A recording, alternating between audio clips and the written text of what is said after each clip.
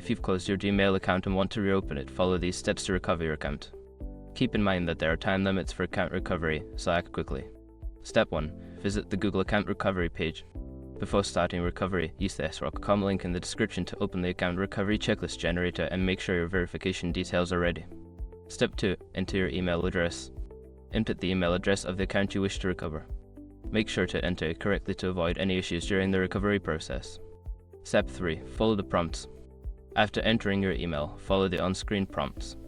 Google will ask you to verify your identity through various methods, such as sending a verification code to your recovery email or phone number. Step 4. Choose Recover Account. If prompted, select the option to recover your account. This will initiate the process to restore your account. Be prepared to answer security questions or provide additional information to verify your identity. Step 5. Set a new password. Once your account is recovered, you will be asked to set a new password. Choose a strong password that you haven't used before to ensure your account's security. After completing these steps, your closed Gmail account should be reopened, and you can access your emails and settings again. Remember to keep your recovery options updated to make future recovery easier.